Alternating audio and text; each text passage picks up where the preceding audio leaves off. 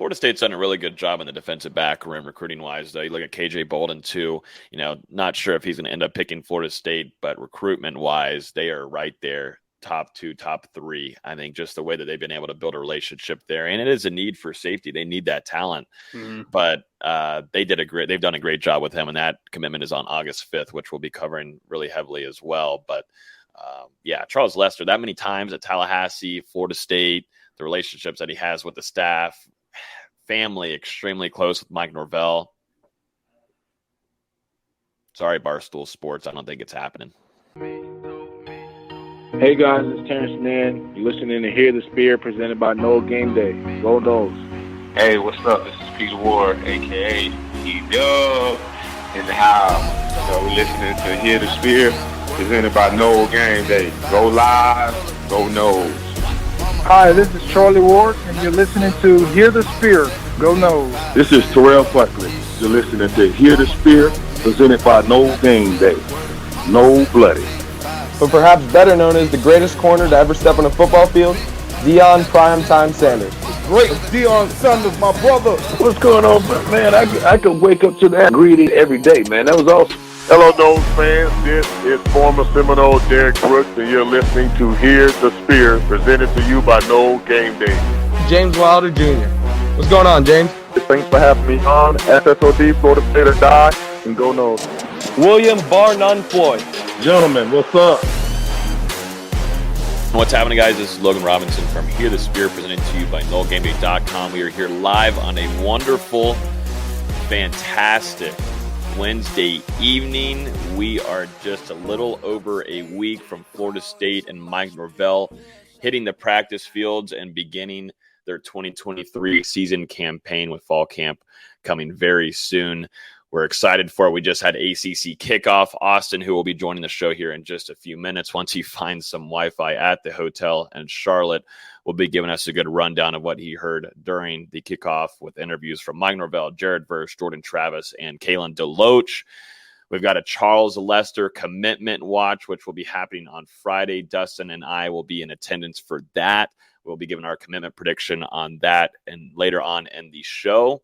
We're going to talk some weight changes. We had some guys going up in weight, guys losing weight. So we'll be giving our thoughts on that. Florida State brought in a linebacker transfer before this 2023 season kicks off. Last little addition there.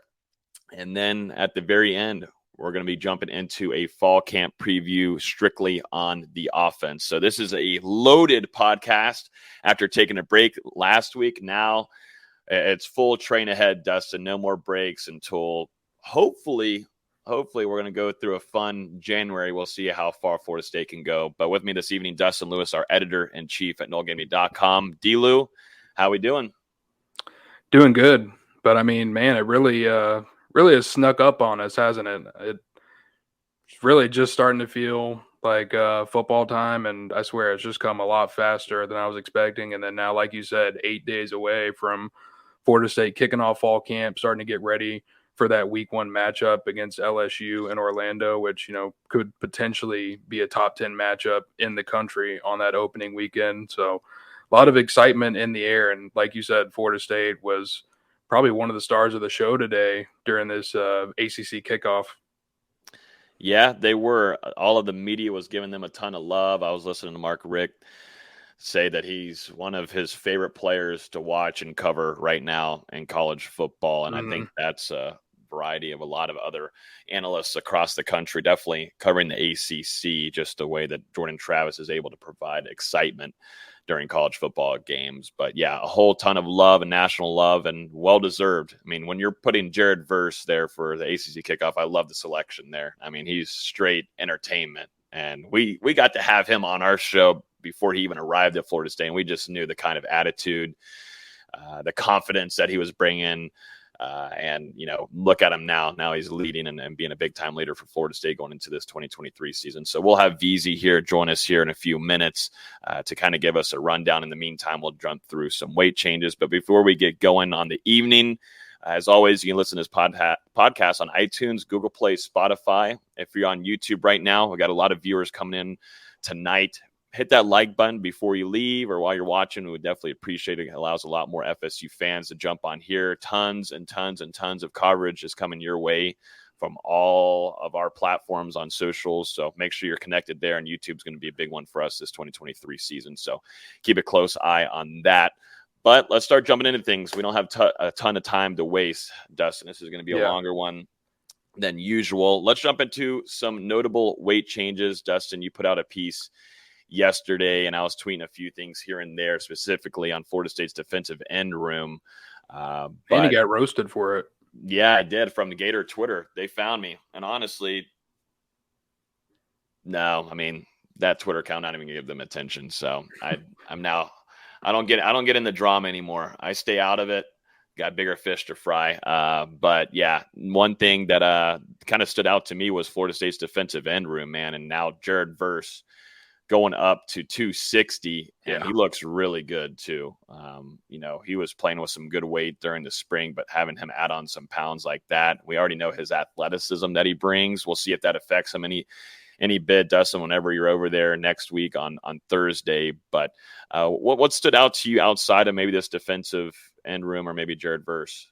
Well, first off, I mean, got a note on Verse because now he's up to 12 pounds heavier than what he was listed at going into the 2022 season, and has put on some serious size. And, Austin can talk about it in a second, but seeing him at Charlotte today, the ACC kickoff, I mean, that doesn't look like a guy who weighs 260 pounds. And I feel like that added weight not only is going to help him as a pass rusher, but going to help him continue to improve as a run stopper as well. So that's going to be huge for Verse. And then just moving on from there, Darrell Jackson up into the 330 pounds, one of 4 players on the roster. You saw Fentrell Cypress and AZ Thomas both add some weight now going into fall camp. And Cypress in particular was someone that Norvell gushed about today at the ACC kickoff and mentioned that, he was coming into Florida State. He's already one of the premier players in the ACC, but they think he's going to take it to another level in Tallahassee, which I think says something because we already knew the type of player that Fentrell Cypress was when Florida State got him out of the transfer portal. And also, I mean, for a true freshman, you look over at a guy like DeMarco Ward, who got into Florida State early, went through spring practice and had some flashes. He's gone from 217 up to 227 pounds in that linebacker room. So we're seeing some guys add some size going into fall camp. And Logan, you can lead into it, but we can talk about some guys that have dropped a little bit of weight as well. Yeah, speaking of guys dropping some weight, I know when I put that tweet out regarding the defensive ends, one of those big question marks was about Pat Payne, because he was one of the players the last couple of years, at least in the offseason, of a guy that wanted to add some weight going into the season. And he actually trimmed down a little bit. He 243 to 239, not anything to be, oh my God, it's atrocious. The season's over for Pat Payne. Let's just call it quits. He's now DE3. I think there was, and you look at Pat Payne too at practice, he's got a huge base, and really he's got crazy long arms, man. I think he could have shut off a little bit, honestly, and his athleticism. I know he wants to get to the backfield more and get to the quarterback, so maybe this helps him. Maybe that's what Coach Storms had him on this plan this offseason for, but I don't think it's anything to, freak out about. I know FSU Twitter was tweaking out a little bit, but we'll see. We'll give our thoughts on it whenever you guys get to fall camp on if that affects him much, but I don't think, Dustin, it's anything to be freaking right. A 4 pound fluctuation, I'm not really worried about. That could be water. That's weight. One meal. That's one Whataburger meal. And I mean, we know how much summer conditioning that these guys we're doing leading up to fall camps. I mean, those weights kind of fluctuate a little bit, but one weight that definitely is not fluctuating, you look over at offensive lineman Jalen Early, who entered the offseason at 338 pounds. He's down to 299 pounds now. So, I mean, in about 8 months or so, he's dropped nearly 40 pounds, and I need to get in contact with him and figure out what he's doing. That's probably most likely what that is. That's definitely what it is. I'm looking at, too, Fabian Lovett going from 328 down to 318. I think that's a significant loss of 10 pounds right there. Wasn't expecting that. That's going to be good for him getting into shape, coming off that injury from last year. Obviously, he wants to put a good, healthy season on tape before he makes that leap to the professional level. And then right alongside him, Braden Fisk dropped a couple pounds as well. Obviously missed the spring for Florida State, recovering from a shoulder injury. But, I mean, those two seem to be in prime shape going into their final seasons of collegiate eligibility. And you've got to be really excited about not only those two guys at the top, but also what Florida State has sprinkled throughout that interior defensive line. There's a question here in the chat regarding Marquise and Douglas. We were actually talking about Biscuit in the production meeting, Dustin, him putting on some extra pounds. Almost up to, 280? 285, I believe. That's a big boy. That's what you call a Biscuit. I guess he's really holding on to his nickname there. But he's one that we talked to this last spring camp a little bit, but we talked to him throughout the season last year too, and he worked a ton on his body, trimming down and leaner. So I'm interested to see if that's kind of lean muscle that he put on, but he's going to be a pivotal factor in that tight end room. I know Jaheim Bell, Kyle Morlock, those guys are getting a lot of attention because they're transfers and they're newcomers, and the new cars are in Tallahassee. But with Marquise and Douglas, Jordan Travis likes going to him quite a bit, and he relies on Douglas, and he was pretty reliable too with his hands. So I'm interested to see what this weight change looks like, if it's healthy or not. Came on strong there a little bit for Florida State back in 2022. Going to see how this changes things from a little bit. I think, when you're looking at him getting up to 285 pounds, we can talk about it more in the offensive preview, but this really defines his role as that inline blocker for Florida State and being in that jumbo package down there on the goal line and things like that. He's going to be that blocking tight end, whereas you have your guys like Jaheim Bell and Kyle Morlock who are going to be more of your receiving threat. So Florida State, just kind of defining those roles a little bit in the tight end room. Another one, too, I wanted to mention in the defensive end room that you wanted to see Wade B. Gain is Byron Turner Jr. Wayne B. Gate. Wayne B. Gate is what Byron Turner did this offseason, going up to 244. That was weight that was much needed for him.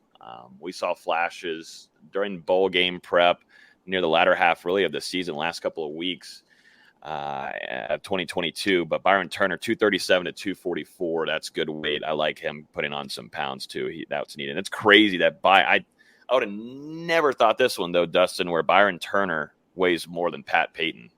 I was not expecting that at all going into 2023. That is definitely a little bit of surprise, especially after seeing Turner Jr. during spring camp. So, yeah, definitely interested to see the extra mass that he's added. And same thing for some of the offensive linemen as well, especially some of those veterans. You look at Dimitri Emmanuel, Darius Washington, Robert Scott. They've all really solidified themselves now into that 300-pound club. And jumping over to the other side of the ball in the defensive backfield, I'm interested to see how this one works out for Florida State. Shyheim Brown going from 217 to 205, so dropping 12 pounds now going into fall camp. Interested to see how that makes a difference in his game. He was a little bit up and down during the spring, but, I mean, you're really seeing those flashes of a guy who could grow into a potential star at Florida State. And then the same thing for a guy like Jarian Jones, who's already sub 200 pounds, going from 198 to 191. You got to wonder, is he in elite shape right now, or is he a little bit too small? So, I mean, we're going to see those guys in a little bit over a week and see how things go. Oh, yeah, Renardo Green down to 186. I think you're muted. He's still going. I think you're muted. I am muted. I'm looking at I'm dealing with our Discord right now. They're already ready for us to drop the Charles Lester commitments, but give us a few minutes and we're going to drop that here in a few. But my last thing here that I wanted to mention for some of the younger guys that, we continue to monitor, Kaniah Charlton and also Quishon Sapp, them not really trimming off anything. Actually, Kaniah gaining a few pounds. Sapp losing 1 pound. I think that's something that I think Florida State was one to work with them on, at least with Coach Storms. Mm-hmm. I mean, it's always going to be evaluated at fall camp and how they work around with their body, but I was expecting them to lose a little bit more before camp begins. Yeah, and I mean, it's always different. It's a case-by-case basis. And like I mentioned earlier, you had Jalen Early, who was in that same offensive line class, lose 39 pounds during that time. And then also on the flip side, you look at Daughtry Richardson from that same 2022 class as well for Florida State. he's up to 316 pounds, whereas he entered the offseason at 285. So, I mean, he's put on 31 pounds. So you are seeing some guys make some serious strides. And I really think that does show that it's really a player-by-player basis. VZ, we got you in the car. No Wi-Fi, no ACC Wi-Fi. They don't provide that at the Charlotte hotel? The hotel we were at for the after party, I guess we'll say, no, they didn't have Wi-Fi. So we had to take a detour. I wonder what the ACC after party entails. Like, what does that look like? Some good food, free drinks. You would have enjoyed that. Ooh. A rooftop bar at that. It was a great view. And now I'm sitting down in my car at a park. So you're welcome. Dang. You took a drink for me, though? No. Okay. Had a feeling. We got to get you out of here so you can go back and enjoy those complimentary beverages. Listen, I'm trying to get back to those sliders. Those are great. Okay. We'll get you back there. We need to jump into some ACC kickoff stuff anyways. Florida State, like I said earlier, they brought their big guys with them. Kalen DeLoach, which I thought was a great pick, a guy that's been around the program for a very long time now and has turned into a star for Florida State's defense, and Adam Fuller representing the Seminoles today along with Jared Verse, Jordan Travis. And then, of course, Mike Norvell having quite a lot of questions, man. I swear he had the most interviews out of anybody along with Jordan Travis.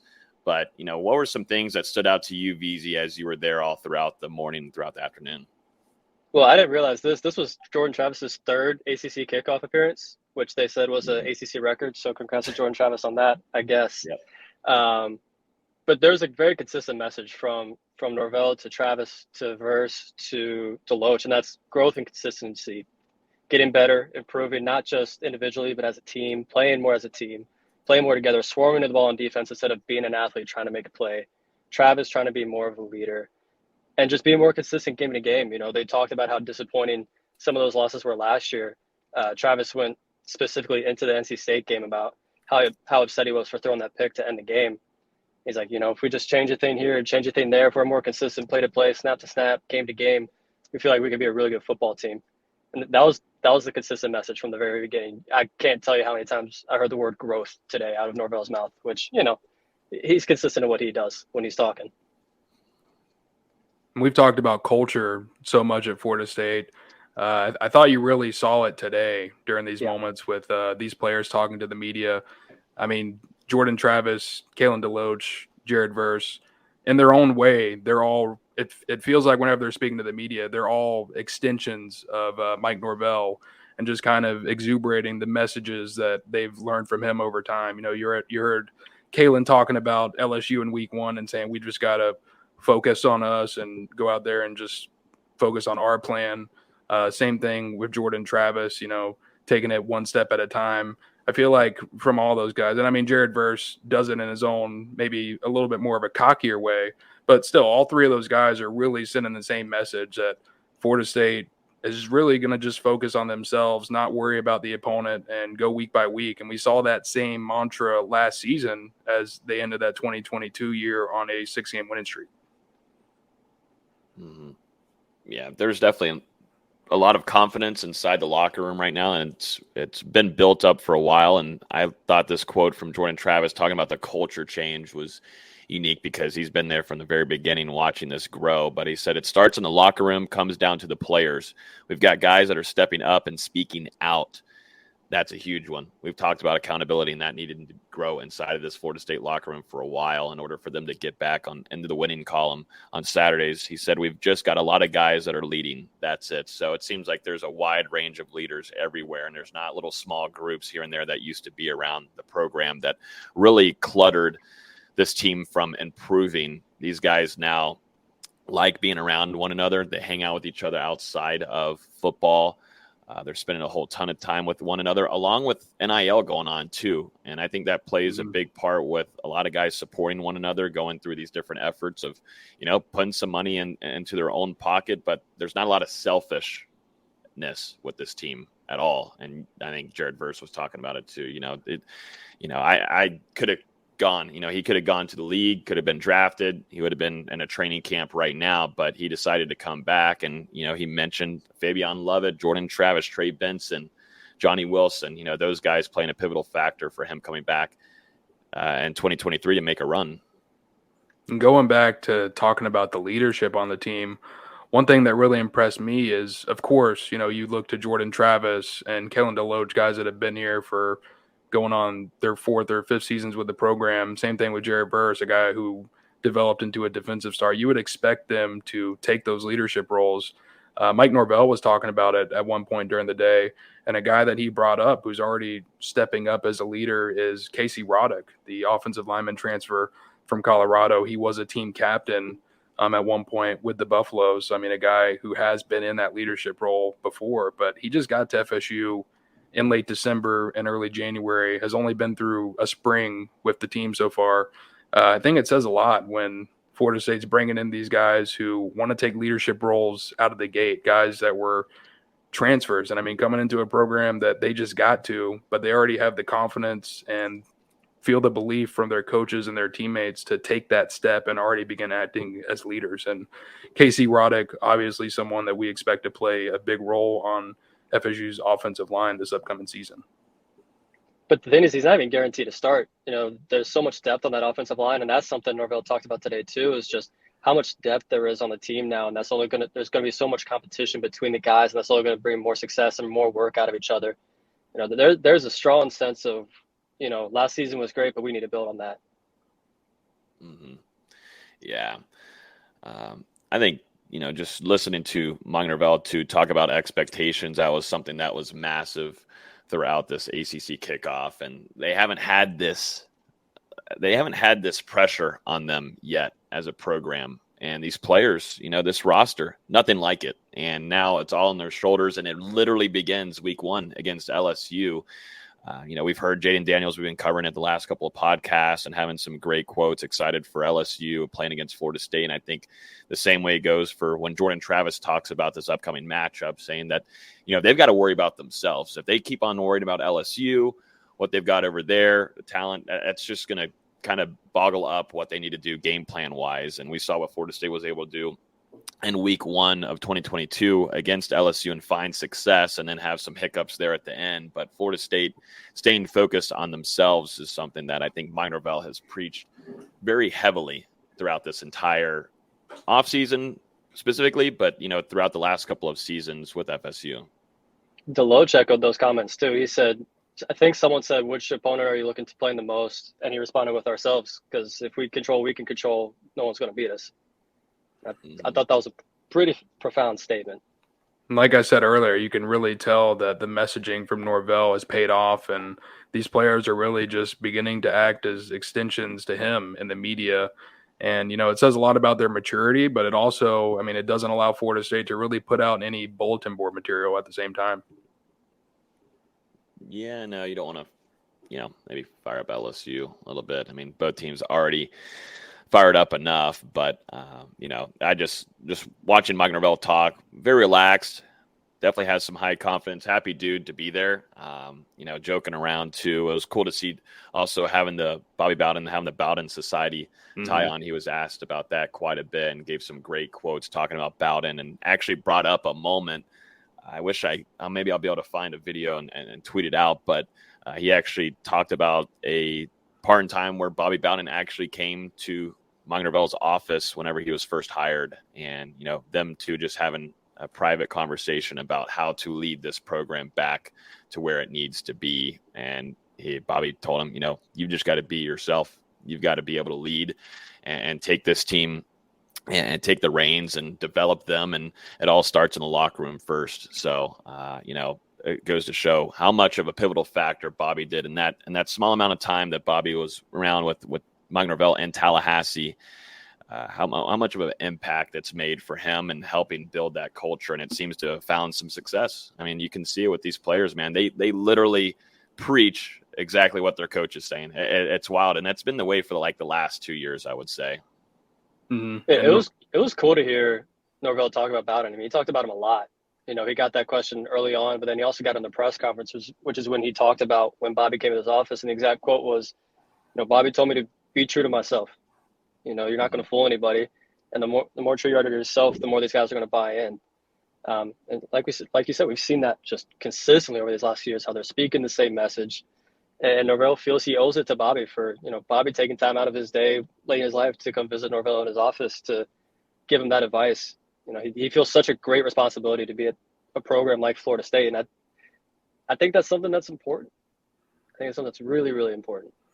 And Norvell was asked, why he's done certain things in the locker room and academically for the players that Bobby Bowden did. And he said it's because of the standard at Florida State. And you can tell that he's really doing all he can, both on the field and off the field, to try and get FSU back up to the same level it was at when Bobby Bowden was at the head of the program. Any last things from ACC kickoff that you would want to mention? Yes. What else we got? Because I've got to bring up Jared Verse. At one point he was doing an interview on ACC Network, and he was asked what animal does he think he could beat in a fight barehanded, and he said a lion. And I don't agree with that. I mean, obviously he's a very large individual, and he's in excellent shape. I love how you're giving analysis on this right now. A lion versus Jared Verse. And then Kalen DeLoach was asked the same question. He said a crocodile. I'm not giving him the nod there either. I mean, those couldn't you just pick a squirrel or something? Pick something you're gonna beat. I mean, he did take down a gator last year. So. It's fun. It's funny. We had this exact same conversation at work like 2 weeks ago. Like, someone asked this question, and someone said an ostrich. I'm like, I don't think you realize how big an ostrich is. Like, some people just don't fathom how big some of these animals are. It depends for Jared Verse here. Jared Verse 260. Female adult lion is 280. So, it doesn't matter about the weight. It matters about the teeth. Yeah. And the claws. Just give Jared a helmet. I'm giving a little chance. I'll give him like barehanded. But male adult 420. 420. So I don't think that's gonna happen. No shot. Nope. No that shot. Ain't gonna happen. Well, no, Verse had a lot of great quotes today. Yeah, like there's a lot of times where I'm just sitting back laughing. Like to start the press conference on the main stage, he addressed the media first. He goes, "Hey, how y'all doing?" And the narrator on the side goes, "You're the first person that's ever talked to the audience before they've talked to you. Good job on that." And everyone got a laugh out of that. Mm-hmm. Then at the end, someone was talking about how much he talks trash. And he's like, I wouldn't say I really talk trash. I like to have casual conversations, which nobody believed for a second. No, being at practices, they're not casual. I'll tell you that. he had a lot of great quotes, but the one that stood out was obviously him talking about the defensive line. Just saying, I think we have the most talented defensive line in the country, and being able to play next to, Braden Fisk and Fabian Lovett, Patrick Payton, just listed off guys. And then to go on and say, Fisk is the only guy that's ever been able to match my intensity. That was kind of like okay. Maybe we might have something here this season. Mm-hmm. Yeah, Braden. Go ahead. On the other side of the ball, he also gave Jeremiah Byers some props, was asked about which players have been impressing him, and said that Byers, no matter if he wins, loses, or ties a rep, he's also talking trash. So I think you've got Jared Verse and you've got Jeremiah Byers both firing each other up from the opposite side. And, we saw some really fun battles during the spring, and hoping to see that continue during fall camp between those two. It was funny to hear him talk about who got the best of him. He said Trayshawn Ward got him real good last year, and the whole sideline went nuts, and he had to shut up about it. And then he was talking. Someone asked him about Jordan Travis, and he's like, "Man, Jay Travis just makes me mad because every time I think I have him, I don't have him." And that takes a lot for Jared to say that. Yeah, he gave a lot of funny quotes. Jared's the perfect guy for an event like this. He's just so naturally witty. Yeah. He's great. He's got tons of confidence. One last thing I'll mention here: Jordan Travis was talking about Jared Verse and saying none of his teammates were a fan of Jared once he arrived, because he brought that confidence. He brought it whenever he was coming into practices. We'd see him yelling, saying, "Oh shit, I'm coming now. I'm coming for you." And he'd talk shit to Alex Atkins walking into practice. He'd be talking trash to the running back, saying he's coming after him.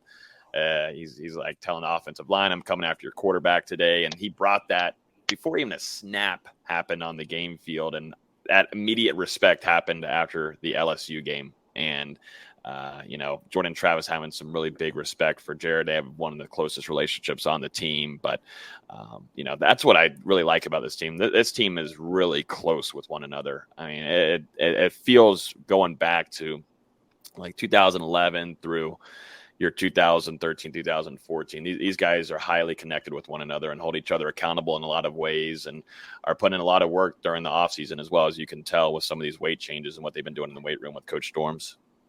To your point about the 2013 team, both Jared versus and then there goes VZ. There is no point. There's no point from VZ on that one. Didn't I think Norvell mentioned Keon Coleman? Oh, look at him. Oh, wait. There he is. I got a phone call. I'm sorry. How dare they? Both Jared Verse and Jordan Travis brought up the 2013 team, just how they go back and watch that film and how connected they were and just how elite they were and how they want to be on that level. They obviously hear the hype and want to live up to it. 100%. You might want to switch back to the other mic. I think it might have switched it whenever you got the phone call. Anything else from ACC kickoff outside of Jared Verse fighting lions? I mean, Kalen Deloach taking down crocodiles.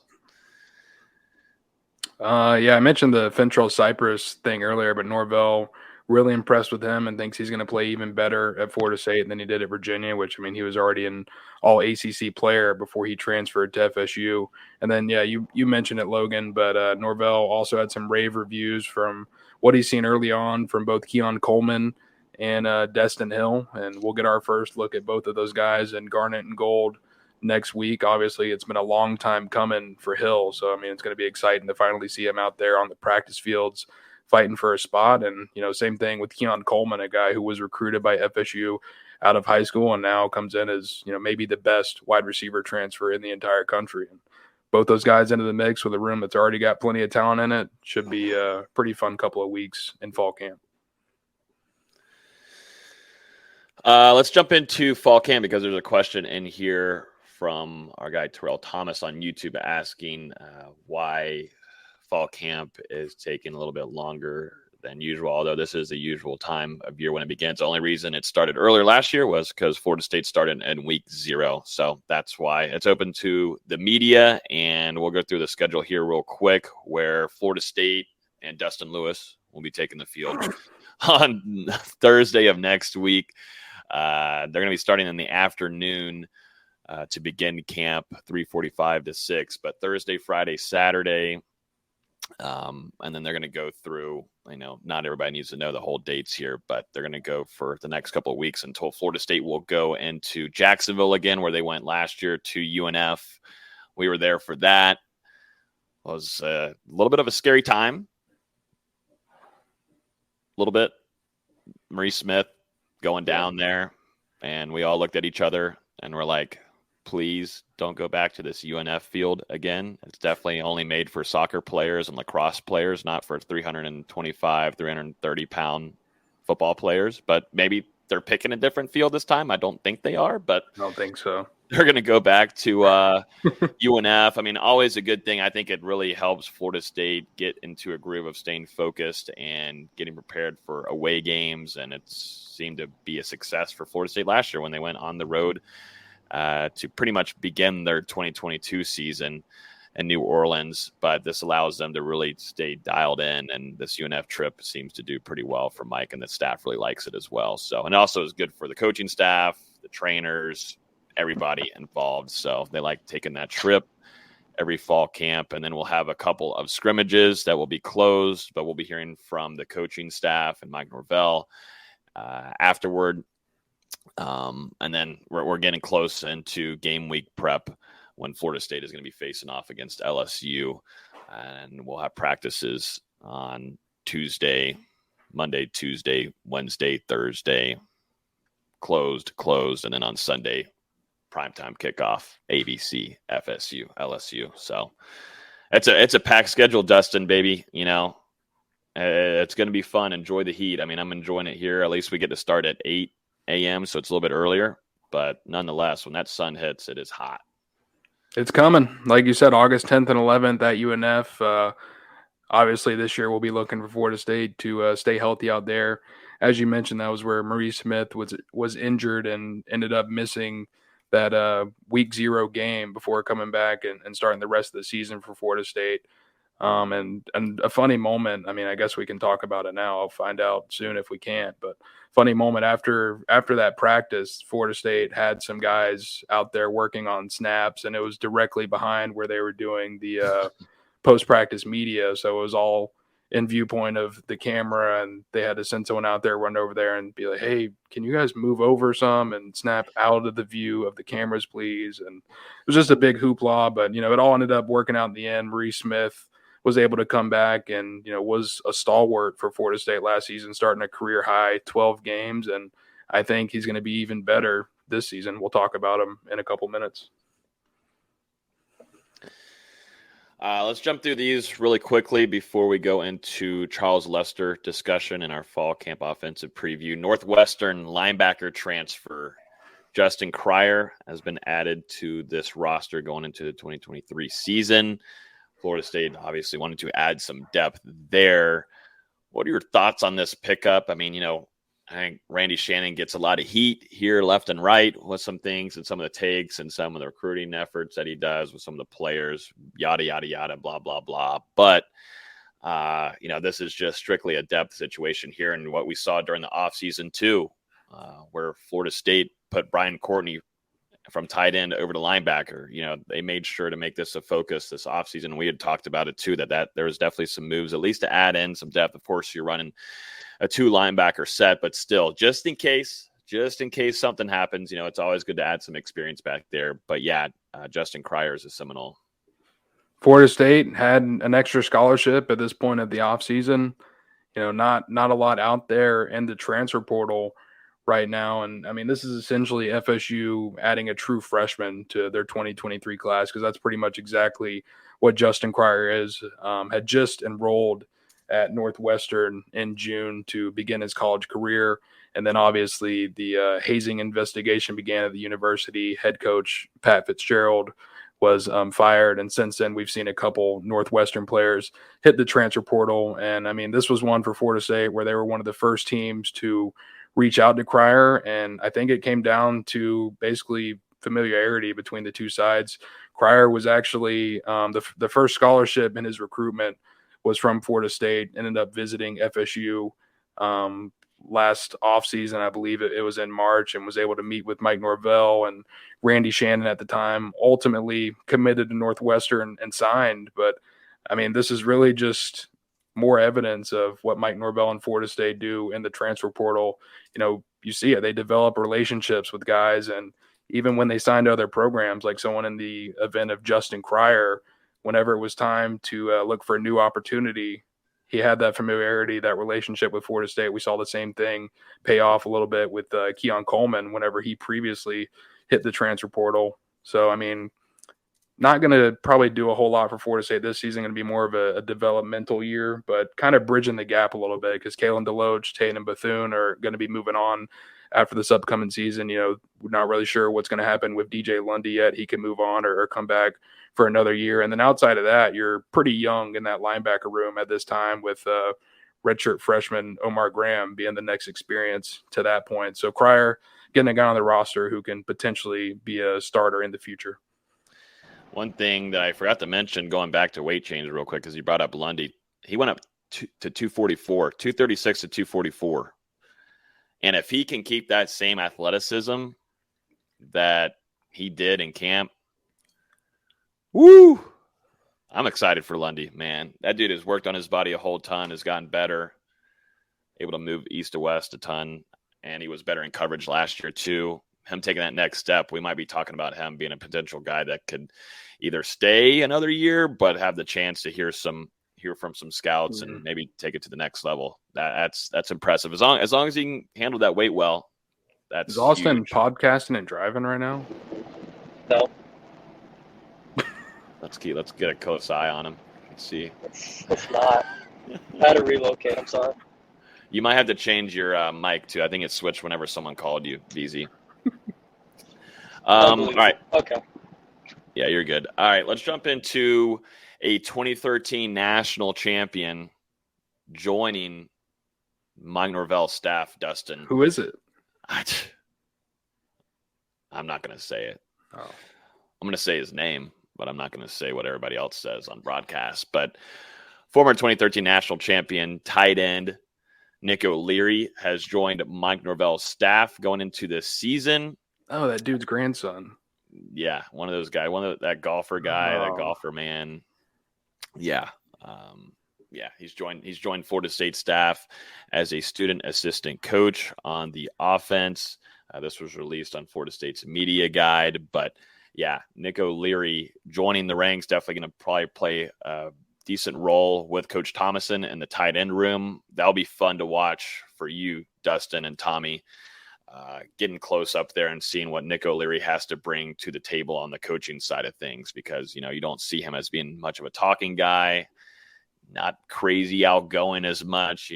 We have we've been able to get some good scoop on who Nick O'Leary is as a person and stuff, and coming off from our Calculated Chaos episodes. Well, we've also had an interaction with him. Have we? Yeah, you don't remember talking to him at Charles camp? Well, yeah, 2 years or 3 years ago, whenever we were with Nick O'Leary, he was just doing the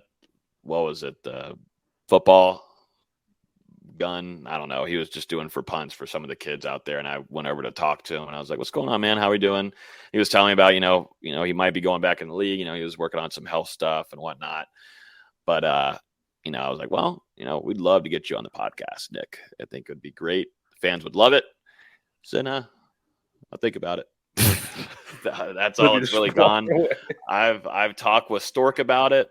Stork, he's trying his hardest to get him on his own show and still hasn't been able to show. So maybe we'll get him on for the season potentially. Now we got to go through friggin' FSU, and that's harder than getting to the moon at this point. So, but yeah, Nick O'Leary, anyways, on Florida State staff, awesome, great experience. I'm just interested to see what kind of role he's going to play and what he does with the tight end room.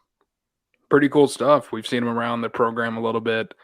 This offseason was back at Florida State in March for that Seminole Legacy recruiting weekend that FSU held, and then also was recently on campus again in June whenever FSU held the elite camp, had an invite-only camp inside of Doak Campbell Stadium.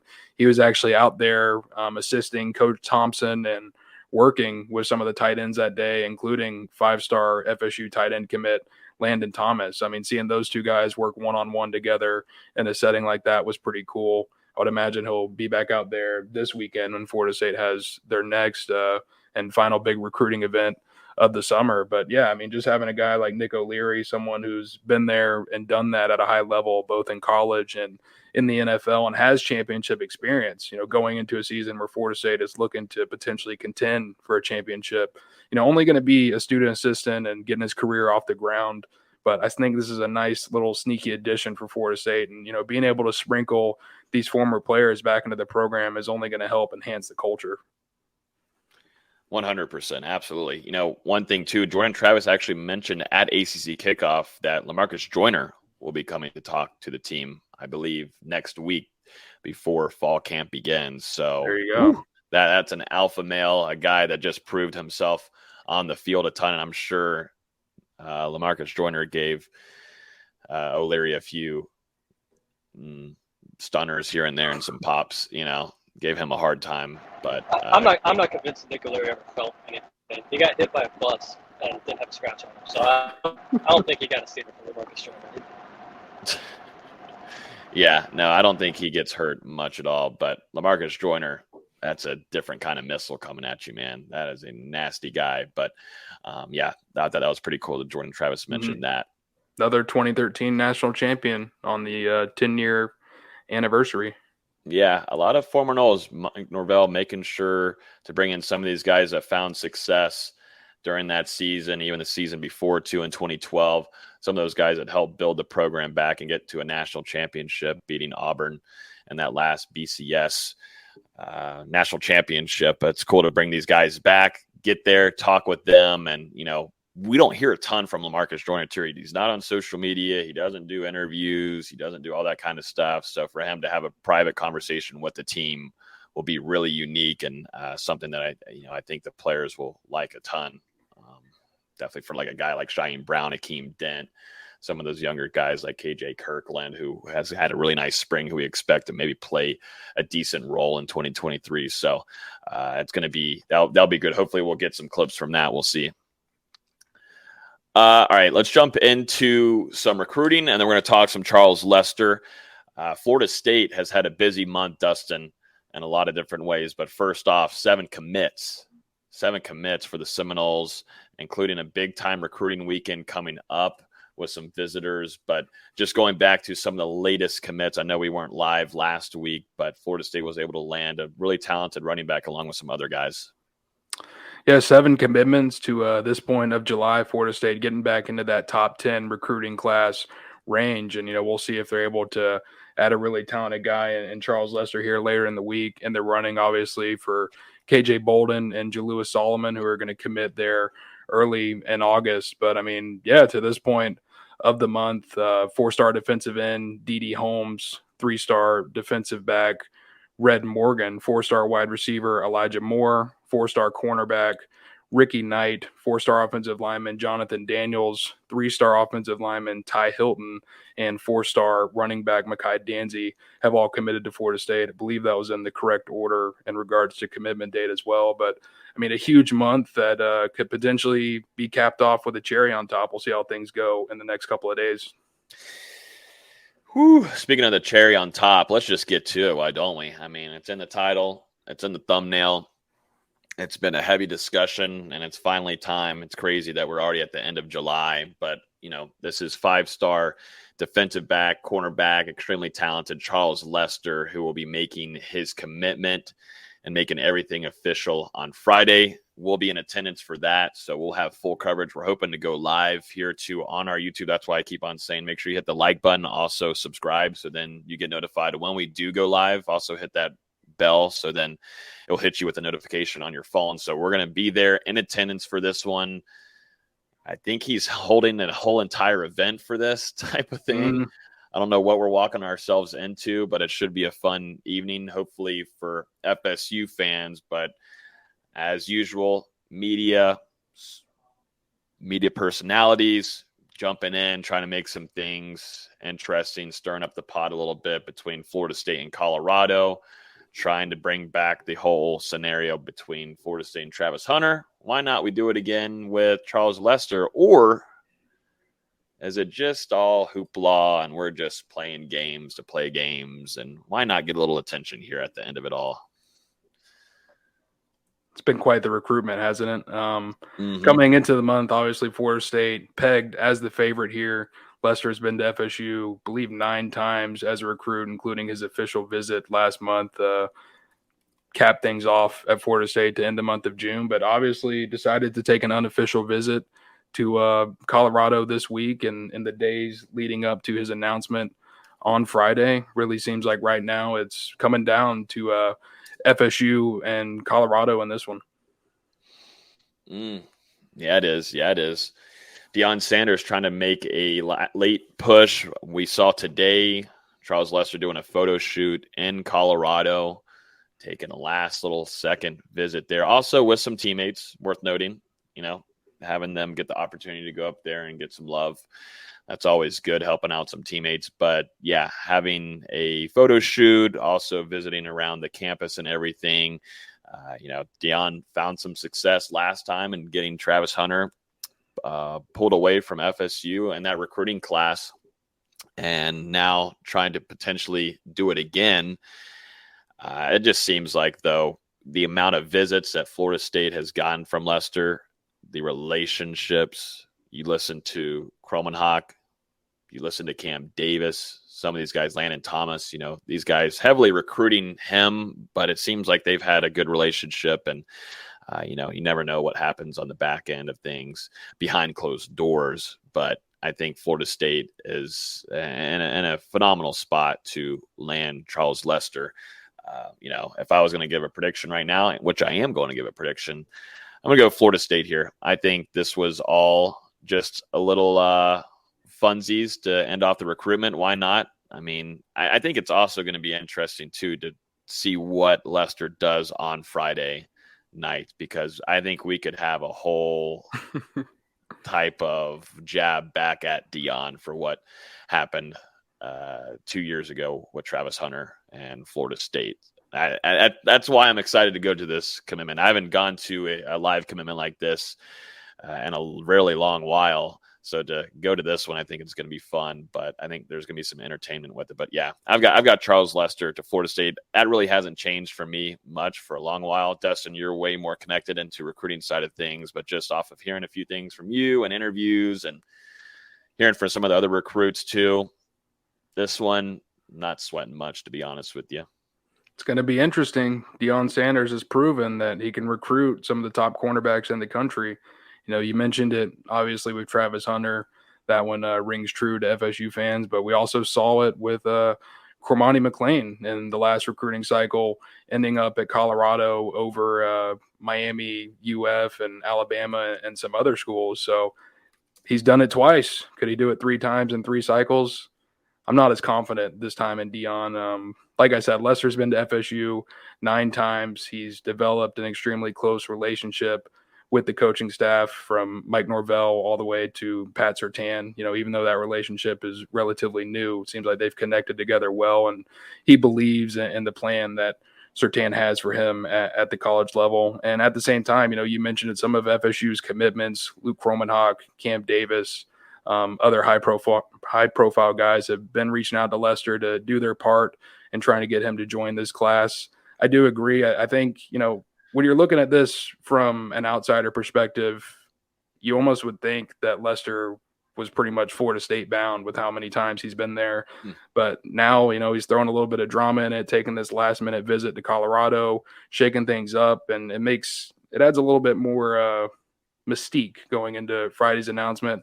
At the same time, I do feel confident that Florida State's done enough to win out this recruitment. And, you know, I've had him projected to Florida State now for well over a month at this point, and I feel still pretty confident about that.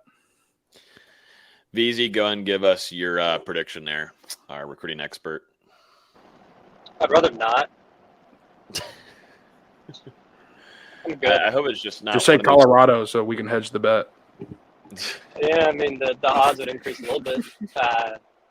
It's one of those. If he does, great. If he doesn't, well, okay. You know, we'll get trolled on Twitter for another week and a half, and we'll get past it. Florida State's done a really good job in the defensive back room recruiting-wise, though. You look at KJ Bolden, too. You know, not sure if he's going to end up picking Florida State, but recruitment-wise, they are right there, top 2, top 3. I think just the way that they've been able to build a relationship there. And it is a need for safety. They need that talent. Mm-hmm. But they've done a great job with him, and that commitment is on August 5th, which we'll be covering really heavily as well. But yeah, Charles Lester, that many times at Tallahassee, Florida State, the relationships that he has with the staff, family, extremely close with Mike Norvell. Sorry, Barstool Sports. I don't think it's happening. He's been at Tallahassee more times as a recruit than I have been since I graduated from Florida State. So I'll just leave it at that. Well, then you also don't have Florida State paying for everything to come visit you too, VZ, you know, under the table. You never know. Nah. Leonard Hamilton, Coach Ham got the bags for VZ. Just saying, never know. It would be a surprise, but I mean, we've seen crazier things on the recruiting trail happen. But I mean, at least from where things stand on my end, I'm still feeling pretty good about Florida State. 48 hours or so out from the announcement. We've literally seen the craziest of crazies. We've been here in a meeting room watching everything unfold and looking at one another like what's happening here. I think the FSU media has been through some of the wildest times and covering a college football program. Of course, there's other things that are crazy, but just strictly off of recruitment wise, by far the most wild thing that we've ever had to cover. So not saying that's going to happen. Not saying it's going to happen on Friday. I'm not starting any kind of pot, but, you know, I'm looking forward to a little bit of entertainment a little bit on Friday, and I think it's going to go in Florida State's favor. So I'm going to keep it at that. We'll see how it goes. But moving into Saturday, still going to be some activity for Florida State, holding a big end of summer recruiting event on campus. 65 plus recruits expected in attendance at this time. The top uncommitted prospect, number 1 wide receiver, 5-star prospect, Jeremiah Smith. I'm sorry, he is committed to Ohio State, not committed to Florida State coming into this trip. Longtime Ohio State commit dating back to December, I believe, give or take. But, has continued to make trips to Tallahassee throughout his recruitment. This will be his second trip to FSU in about 6 weeks, something like that. He was on campus in June for a little bit as well in Tallahassee. So, this is one that you've got to continue to monitor. FSU doing what they can to try and flip him from Ohio State. And, we saw that Northwestern job open up. We'll see if Brian Hartline decides to maybe take a leap at a head coaching opportunity. But if he were to leave Ohio State, that would really open the door for FSU to get into this recruitment. Smith still expected to take an official visit to Florida State during the fall. So, as long as he keeps coming back, that's a good thing for the Seminoles, and they'll have another chance to make an impression this weekend. Yeah, another crazy weekend for Florida State on the recruiting side of things. But, I think the Seminoles, at least coming into fall camp, I think, too, for some of these players, seeing what, the potential could be whenever they face off against LSU, it's going to be so much fun to watch how many recruits are going to be in attendance for that. They can still attend that game, right? How does that work? Because I always get confused on what can work, like what can happen. Like they can get, since it is a neutral site game, both LSU and Florida State is allowed to invite and give tickets off to recruits to view that. I'm not entirely sure how that works. So based on my understanding, they're allowed to give out tickets to prospects, but they're not going to be allowed to have any contact with those prospects, at the game or anything like that. So they'll be able to be there and watch it, but Florida State's coaching staff isn't going to be able to walk over and be like, hey, Cam Davis, or, something like that. We saw it last year. A couple guys, Cam Davis actually was one of them, was there in New Orleans to watch that game. Hakeem Williams was there, and I would imagine, you're going to see a pretty large contingent of the FSU commits making that trip to Orlando, as well as some major targets. Right now, going back to this weekend, as far as Saturday, Luke Kromenhoek, Cam Davis, BJ Gibson, Landon Thomas, Jonathan Daniels, Ty Hilton, Ricky Knight, FSU commits all expected back on campus, and as well as some interesting names in future classes. This one really going to revolve around the 2025 and 2026 recruiting classes more than anything. We're going to see Jonah Winston back in Tallahassee for the first time since he picked up a scholarship offer from FSU back in March. This one really focused on evaluating some guys and building relationships for the future, but you're still going to have a guy in Smith, and as well as a couple guys committed to other schools, and linebacker Caleb Dozier committed to Mississippi State, defensive end Jordan Boyd committed to Georgia Tech in that 2024 class. So a little bit of stuff happening there as well. It's a lot. It's a lot. Good to see Jonah coming back in town as well. Yeah. Wagner building a good relationship there with the Winston family, and Jonah, talented guy, talented player, more of a dual threat to, at least early on, still a young player, but Florida State trying to get a good relationship right there. And it was good to see also Jameis too, not too long ago. They're getting his recognition, and, Mike Norvell trying to build that relationship with the Winston family. But Jonah is going to be one that is going to have a lot of opportunities, already getting offers across the country, building them up and stacking them up. So got that Winston genetics, man. Yeah, that offer sheet is wild for a guy who hasn't even played his sophomore season yet. FSU, Alabama, Auburn, Texas A&M, Mississippi State, Ole Miss. He's already got like half the SEC. Yep. He's got, Saban trying to keep him in Alabama. So we'll see what ends up happening. 2026 is a long ways away, though. Goodness gracious. All right, guys. Let's finish off this show to jumping into some fall camp preview. Let's go position by position. This offense is absolutely loaded. It is loaded. Florida State bringing back their star players and Jordan Travis, Johnny Wilson, Trey Benson, while continuing to add in talent like Jaheim Bell from South Carolina, tight end transfer. You're bringing in Kyle Morlock, too, who is just a physical specimen that Florida State's going to try to develop the next year or two. And then you've also got guys that have been sticking around the program.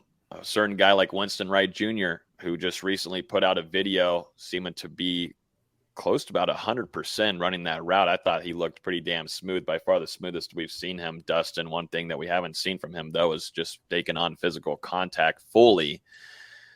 We saw him in the Seminole Showcase, but that still didn't seem like it was full go for him. There's a lot to like about this offense, and we'll start at the quarterback position with Jordan Travis, and watching him take those strides last year, guys, was huge because we had some question marks. Kenny Dillingham moving on, and we know how talented he is at developing quarterbacks, but Jordan Travis taking that jump with his arm is something that we looked at and, we're kind of shocked. And the amount of the ratio, 24 touchdowns on 5 interceptions, that's something that we weren't expecting last year, to see that rise. And then now going into a second year with the talent coming back with added guys, he's just set up for success like no other, and the conference, and maybe in college right now. We were expecting a jump, but the jump that we ended up seeing from Jordan Travis was, I think, a way bigger leap than any of us expected. I mean, he was coming off a season where he'd already completed over 62% of his passes, bumped that up to 64%, passed for over 3,000 yards, ended up compiling over 30 total touchdowns, 24 touchdown passes to 5 interceptions, nearly a 5-to-1 touchdown to interception ratio. I mean, it was a borderline elite season for Jordan Travis. And I think the only reason, he wasn't among some of the other Heisman contenders last year was just maybe because of the amount that he ended up throwing. There were some games down the stretch where Jordan Travis didn't play a lot because Florida State was absolutely blowing teams out of the water. We'll see if maybe he has some of that same detriment this year. But, I mean, you're looking at a guy coming into the year who is going to go down as one of the best quarterbacks in Florida State history. And, we'll see he's on the path to Heisman contention, and we'll see if he's able to live up to it. But just with the mindset that he's coming into and the way that he's continued to improve year after year under Mike Norvell at Florida State, I think you've got to be really excited with having Jordan Travis under center in 2023. Norvell said today at ACC kickoff after their spring exit meetings in 22, he said, Jordan Travis, what I want you to do is walk out this office, walk down the lobby, and look at those 3 Heisman trophies because you can win one of those. And he wanted to instill that belief in Travis that he could do that. And he even said at the time, that might have been a bold statement, but he turned in a really good season. Now we're coming into his final season where he arguably is one of the Heisman favorites, arguably going to win ACC preseason player of the year. There was no player today that got more attention than Jordan Travis did. He's exactly what you want. He represents Florida State so well, both on and off the field. He's exactly what you want in a quarterback, and he's coming a long way since we were debating Mackenzie Milton versus Jordan Travis just 2 years ago. That was a wild time. That was really wild. And just to think, too, he was QB3 on the depth chart. Like Mike Norvell, he wasn't his initial QB1. He wasn't. Jordan Travis made those strides and stayed dialed in and has turned into be an incredible playmaker for Florida State, and, extremely exciting to watch as a college football fan, and has turned into a leader too. Not the biggest vocal guy, and he'll admit that. He's not a vocal one, but he'll show you on the field, and he earned respect from his teammates by doing that, making these plays, staying in games. And two, I think the biggest switch we saw last year was after that NC State game. We saw him at practice turn into a pretty ticked off player. And we continued to ask Mike Norvell about that. And he said, he was pretty pissed off about, that loss and having that 3-game losing streak. He felt like this team was better than those losses. They shouldn't have lost those games. And that's what Jordan Travis put onto his shoulder going into the rest of the season, and then finding success and finishing off and getting the bowl game one, getting 10 wins. But now there's more, and he wants to take this team to an ACC championship. He wants to take them to the playoffs. And the only way of doing that was being able to load some talent around him, some extra help, and him continuing to develop as a passer. We know what he can do with his legs, but I think we're going to see a really smart quarterback this upcoming season, because there would be times too last year where he would roll out a little bit longer, keep his eyes downfield. And that's what we wanted to see from him. That's what everybody gave him criticism for. But I do want to see him this year not risk himself so much. If he's got time, if he's got 5 yards ahead of him, go ahead and use those legs, man. Don't take those shots if you don't have to. I think he was kind of still focused on trying to be, shush the critics a little bit. And keep his eyes downfield and throw where he put himself at risk at times. Florida State's going to have to keep Jordan Travis healthy in 2023 or things can, fall down pretty quickly. Norvell said multiple times today that he thinks Travis is just scratching the surface. Mm-hmm. And if that's true, it's a scary sight for the ACC and the rest of college football. But it's to your point, he was focused so much last year on, just being a quarterback. Let me prove him wrong with my arm. If he could find that running version he had of 2021 combined with the passing version he had last year, that's a dangerous, dangerous quarterback. And to your point, Austin, he's also called Jordan Travis and Jared Verse two of the most improved players entering this 2023 season, which says a lot with how good those two guys already are. So, for them to just continue taking steps in their development, continuing to master the offensive or defensive schemes at Florida State, becoming more in sync with the coaches and the players around them. Both of them, Jordan Travis, Jared Verse, are both going to have huge seasons. And then real quick, just going to the depth chart behind him. Don't need to talk a whole ton about this, but Tate Rodemaker going into this season as QB2, I think that's going to be solidified throughout the season. But you would like to see if time does present itself in some games where Florida State's shutting down some teams, you'd like to see where A.J. Duffy or Glenn can get in there and get some playing time. But I think definitely Tate Rodemaker, he knows this system. We saw what he was able to do against Louisville. This guy's got QB2 locked up throughout the season. I don't think there's any kind of discussion that some of those guys below him are going to jump unless something like magical or something massive happens in fall camp, or we see something happen in a couple weeks going in to the season. But Tate Rodemaker knows this offense. He's able to get down the field. He can connect with his playmakers, and you're not going to have to rely on a whole ton of your quarterback play because of what you've got in that running back room and the talent that you've added around him, definitely in the tight end room as well. But Tate Rodemaker, I feel confident with him being QB2 if something were to go down. He just knows this offense the best, and we see it during practices. He's able to work some drives down the field, and the quarterback's behind him. They're still learning, and A.J. Duffy, we saw maybe some small strides, Dustin, but not enough for me. And definitely Glenn, too young. I understand maybe having a nice offseason, but I'm sorry, 7-on-7s with just some shorts and jerseys on, that's not going to cut it for me.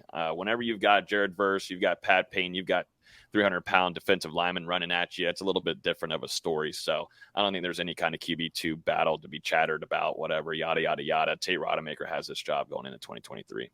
It'll be tough to unseat Tate Rodemaker for sure, especially with Duffy just going into his second year, Brock Glenn entering his first year with the program. But at the same time, I think these practices are going to be really important to keep an eye on as far as maybe who's going to emerge as Florida State's quarterback of the future. We talked about before, Jordan Travis is going to move on after this season. Tate Rodemaker, A.J. Duffy, and Brock Glenn are all expected to be back. So, just seeing them compete throughout the season in practice, I think last year, as far as watching them, the quarterback unit during practice, it wasn't like Rodemaker and Duffy were really competing with each other because Rodemaker still had that just such a big edge and experience. And obviously none of them were really competing with Jordan Travis for the starting job either. He had that solely locked down. But, now Travis still has that job locked down. But Rodemaker, I feel like, is going to have to prove himself and continue to earn that spot, especially if, he wants to be in line for that starting spot next year in 2024. I say this in the nicest way possible. I hope we don't hear anything about Tate Rodemaker or A.J. Duffy unless it's a 50-point game. Yeah, I'm right there with you. I don't want to see it unless it's way over and you got fourth quarter time for some of those guys to get some PT. Then something bad happens. So, but yeah, I feel confident as Rodemaker being QB2 going into this season. Let's jump into the running back room where Florida State and Coach David Johnson, the running backs coach, is loaded, star-studded with Trey Benson coming back, but also Lawrence Toafili, who knows this system very well, who Mike Norvell recruited heavily to keep in his class in his first season coming into Florida State. Lawrence Toafili fits that offense that Mike Norvell likes a lot. But Trey Benson, Lawrence Toafili, you've also got some newcomers, some guys that are still developing, like a guy, Rodney Hill. You got CJ Campbell, who I'm super, super excited to see play in 2023. And I think, Dustin, you and I will agree, we should see Campbell play this upcoming season, just the way that he's practiced, the amount of plays that he makes. And then going back to some of these spring scrimmages, Dustin, we were hearing tons about CJ Campbell. And now that he's back fully healthy, he could be a force to be reckoned with, in my opinion. I think he's Florida State's best pass catcher out of the backfield. I really do. I think he's got great hands. He runs routes well. And, Mike Norvell praises him a ton during practices. And then you've got a guy from Penn State transfer, Keziah Holmes, who, we've got some question marks there. We just don't know what we're going to get from him. But we see the signs here and there. But sadly, kind of dealt with an injury before going into the Seminole Showcase. Wasn't available there. So I'm like, when am I ever going to see Keziah Holmes actually go off of some game film or see some playing time? But we'll see that whenever the season begins, I guess. But unless we're hearing a few things from some of these scrimmages and such. But, and then you got Rodney Hill, who I think a lot of Florida State fans are really excited for, who kind of is like a complete package, don't you think? Could do it all. Has the speed, getting off to the side. Back last year in fall camp, remember Dustin being in Jacksonville at UNF?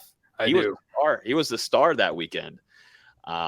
But yeah, this running back is loaded. Of course, you've got some youngsters, but just going off your top board here, Coach Yak he's got the talent. Florida State relied on mainly a three-back look last season in Trey Benson, Lawrence Toafili, and Treshaun Ward. So, going into this fall camp, you're really looking to find that guy who can take over that number 3 spot. Obviously, Benson going to be back doing his thing, Lawrence Toafili as well. So you've got your running back and tailback. And then, you said it, Logan, that you've got your guy who can do it all in Rodney Hill. And I feel like he's the most probable candidate to step into this lineup for Florida State and make a big impact as a redshirt freshman. We did get to see him some last year in mop-up duty. And, he made some impressive plays. Like you said, was extremely impressive in UNF. And, just throughout the year, was always someone making plays in practices for Florida State, which says a lot because he's one of the only running backs on the roster that was not donning the non-contact green jersey. So, he was still throughout the season taking full contact from defenders and getting tackled to the ground at some points, things like that. So, I've been really impressed with his development and has continued to make strides in the strength and conditioning program, had an impressive showing in that spring showcase. So I think you've got to look to Rodney Hill to be that guy. But I do agree with you. CJ Campbell has been terrific since coming back. We've seen some stuff. We've seen some flashes from Keziah Holmes when he has been available. And, we'll see how he comes out in fall camp. And then you've also got a guy in Samuel Singleton as well, a true freshman coming in. So, some really exciting names in that backfield. And, that's what Mike Norvell and Florida State do. And, Coach Yak as well, just continue to produce quality running backs. It's an exciting room with a lot of talent. Norvell got asked about it today at Media Day. I want to see a little bit more out of Toafili. We all know how talented he is, especially out of the backfield catching the ball. I just want to see it used a little bit more. I feel like there was a lot of times last year where he was just kind of kept to the wayside for Trey Benson and Treshaun Ward to do their things. I want to see Toafili shine a little bit. He's clearly got the talent. We just need to see it. And one thing about Toafili that he made strides in was being a physical runner, better on the inside, on his inside runs. And, Florida State, he was showing it during some practices. They were using him a lot in goal line packages. But, of course, you've got better guys, Trey Benson, you can put Lundy at fullback, and that helps you a little bit more. But nonetheless, I think you're right there, Austin. Florida State's got to find a way to utilize his talent better. And there's a reason why he's stuck. He could have easily transferred, he could have gone with like Treshaun Ward. Treshaun Ward now with Kansas State, and is going to be their starter there and is going to be, a great running back for them. But now, now it's Lawrence Toafili's turn to tag team with Trey Benson. This is how Mike Norvell runs his offense. And there would be times last year, though, where Trey Benson couldn't find, things weren't clicking at times. And Treshaun Ward had to come in, and he was able to go north. That's going to be interesting to watch, too, what Mike Norvell wants to do in that running back room in case, Trey is not able to, find his groove a little bit because he is going to put out the best running back and he's going to continue to get the most playing time during that game, finding success on the ground. But, we're going to talk about the offensive line and how that's going to play a pivotal factor as well. But, strides there have been made too, to where you can open up a lot of things for some of these running backs and put them in a good position to get to the second level and put some moves on some of these linebackers and DBs. Yeah, just for stats' sake, between carries and receptions, Toafili only touched the ball about 9 times per game last season. To me, that's got to be 12, 13, 14, just to have that kind of diversity in the backfield. Obviously, Trey Benson's going to be your downhill runner, but you got to diversify it a little bit. Yeah, I mean, they're definitely going to need to find that second fiddle because I do agree with you, Logan. We saw Trey Benson struggle a couple times in big games last year. You think to that LSU game, he didn't have the greatest performance. Treshaun Ward was able to earn some tough yards. I mean, the FSU running game in general was a struggle in that game. But then also going to the bowl game against Oklahoma, Trey Benson coming up 10 yards short of that 1,000-yard mark while Treshaun Ward had, 2-3 touchdowns. I mean, a really nice cap off to his Florida State career before transferring to Kansas State, and was a big reason that the Seminoles were able to make that comeback against Oklahoma. So it's going to be important to find a complement who, does some things differently than Benson to give defenses a different look. Yeah, I think the biggest fit that Florida State and Coach Yak and Norvell and Atkins are going to have to figure out, it's just going to be hard to get C.J. Campbell and Rodney Hill off the field. It's going to be tough. And, if things aren't working for Benson or, it's not clicking for Toafili, we're going to see a lot of playing time from those guys that we haven't seen a ton yet. And that's going to be pretty exciting to watch and see those guys develop this upcoming season. And hopefully they will get that fourth quarter, late third quarter playing time and allow some rest for Benson, Toafili, some of the guys ahead of them on the depth chart. Now, it just continues. This offense is crazy. Let's talk wide receiver room. The donk is donkin. This is ridiculous, man. The donk is donkin. Ron Dugans has an absolutely loaded. I haven't been this excited about a wide receiver room ever on this show, ever in my entire life, talking about Florida State's wide receiver unit. This place is just stupid dumb. Let's just start off with your star guy with Johnny Wilson, who was continuing to get better, a guy that Florida State was able to bring in from Arizona State. He develops, he gets coached up from Dugans, and, he ends up being a star for FSU, making some pivotal plays in the red zone. Definitely, you go back to that Louisville game, Tate Rodemaker, both of them connecting midfield, making a big-time drive, and then catching the touchdown there over a former Florida State defensive back. But yeah, Johnny Wilson, still some things to be done. Definitely a lot of ways for him to improve, but he's coming back for another season because of that. And, you go from there and you go to, I think what needs to be talked about quite a bit is wide receiver 2, in my opinion, right now. There's going to be some arguments with me. I had it on Instagram yesterday when I didn't bring up his name for the wide receiver 2 room, but I like Kentron Poitier a ton to be a starter going into this 2023 season, going at least for LSU game. It's going to be hard. You've got Keon Coleman coming in from Michigan State, but what we saw from this spring and what we've seen him do too in games and being reliable with his hands, I think Kentron Poitier is going to be forced to be reckoned with getting off that starting unit for the wide receiver room. But it's loaded everywhere, man. You got Ja'Kai Douglas coming back. You're still waiting to see if Winston Wright is it going to be a full go. Is he going to be able to complement this offense? Because he's going to be, a factor. We don't really know that yet. And then, you've also got some guys that we've seen flashes like Darren Williamson. Jordan Travis really liked going to him.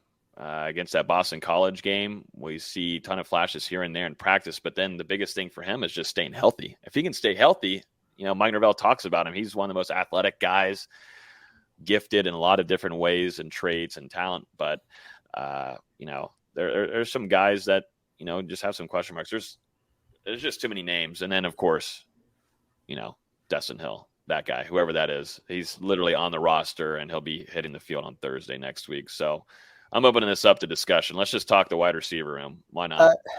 I love Tron. He came on a big way last season. And I don't want to spoil too much, but I did put Keon Coleman on my preseason All-ACC team. So I think he's got to be my receiver too.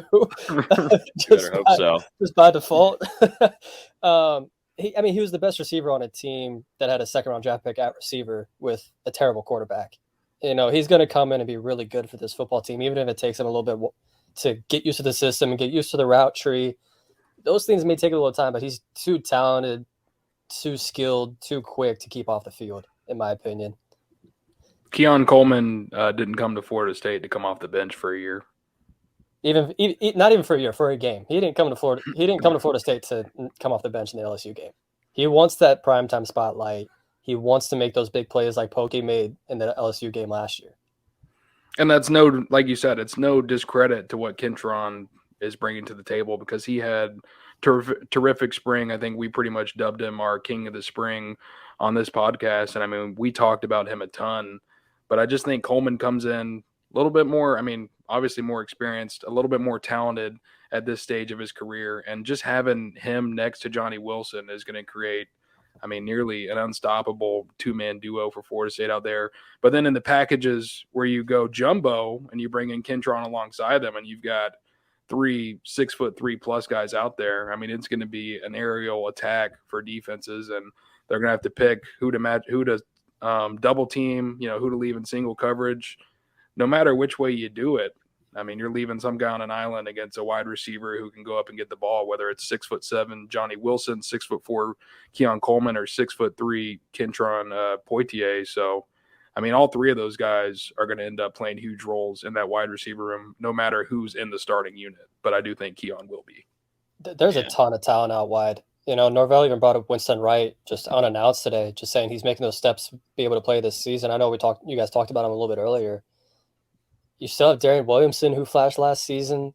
We all think Deuce Spann has a lot to unlock. There's a ton of talent out wide. And I really cannot wait to see how it's all utilized, like with those jumbo packages, like Dustin was mentioned, where you just put 4 6'3" guys out there and said, someone's going to get it. Like it's going to be insane at some point. And I don't think either of you have even mentioned Hakeem Williams yet, who had some flashes during the spring. We'll see if he's able to break into the lineup. But he came into the spring a little bit out of shape. Now coming into fall camp, 9 pounds lighter, down from 215 to 206. We'll see if that benefits him. And then Vandravius Jacobs as well, the star freshman during the spring for Florida State. We haven't even mentioned those guys. So, from top to bottom, this room is absolutely insane. And, outside of really the top of the top, Johnny Wilson, Keon Coleman, Kentron, maybe Ja'Kai in there in the slot, but, Winston might give him a run for his money there. It's tough to project what type of roles all these guys in the mix are going to be playing. Vandravius Jacobs is going to be playing this year. They're going to try to redshirt him, but he looked great this spring. I don't think that should be any shocker for what he did in high school too, but Vandravius Jacobs, probably my sleeper that people need to be talking about a little bit more, that could make an impact this upcoming season, which is crazy to think because of the talent that we were just talking about ahead of him on the depth chart that he's going to have to work through to get up there. But, your starting unit is loaded. We'll talk tight ends here too, but you add a jumbo package and you got Jaheim Bell too. You can throw around what are we doing? Not even Jaheim Bell, Kyle Morlock, who's 6'6". Like, just throw it up to somebody. There's gonna be a Jarvis Brownlee out there somewhere who's only 5'8" coverage. Yeah. Tell you what, we'll get to our defensive preview next week, but it's just iron sharpens iron for these guys in camp. Just going to get better and better and better, and that's kind of what Renardo Green did last year, I thought, during camp, going against some of these guys, and we saw what he was able to do against LSU, and some good talent there that the Tigers bring. But yeah, it's iron sharpens iron for this wide receiver room versus the DB room. But there's just so much talent around, and we saw Hakeem Williams too. I don't think we mentioned it in the notable weight changes earlier in the show, but he shaved off a significant amount of weight, which was really needed. He came up. Listen to me talk. He came beefed a little bit. He came beefed up. Third time this episode, you've said something that I just said. What else did I say that you said earlier? We're not going back an hour. See, hour ago, I've already forgot that. But it's worth mentioning again, though. He lost that weight. He needed to do that in order if he was able to play any kind of impact this camp, because he was definitely slow and slacking a little bit. I wouldn't say slacking, but he was dealing with too much weight. Tallahassee food. You know Dustin well, right? I told you I need to get on Jalen Early's diet plan. But also in that wide receiver room, Goldie Lawrence, who recently got here, for the summer semester. And we didn't mention Joshua Burrell. It looks like he's probably going to go back to wide receiver this season, as kind of flipped between running back and wide receiver during his career, dealt with some injuries as well. But he went from 225 to 216, so shedding a couple pounds. Let's jump over to tight end before we go to offensive line. We were talking about it earlier, but Jaheim Bell is going to be the star here. But Marqueston Douglas was a pivotal factor for Florida State's tight end room that we weren't really expecting. He was a nice surprise to Florida State and Mike Norvell's offense in 2022. He's going to play a big role this upcoming season. And then you brought in Kyle Morlock. There's some young guys, too, that are continuing to be developed. Brian Courtney went from tight end over to linebacker. So we'll be keeping an eye on that during fall camp. But you've got also a youngster like a Jarrell Powers as well, too. Preston Daniel, who's been with Florida State for 16 years. So it's this room has experience. It's got talent.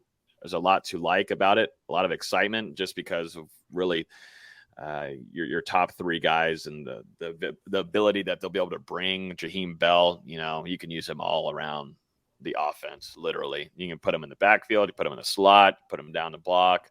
But I think there's a reason why Jaheim Bell picked Florida State. He picked it to be in Mike Norvell's offense, to be utilized as a playmaker and get to the league.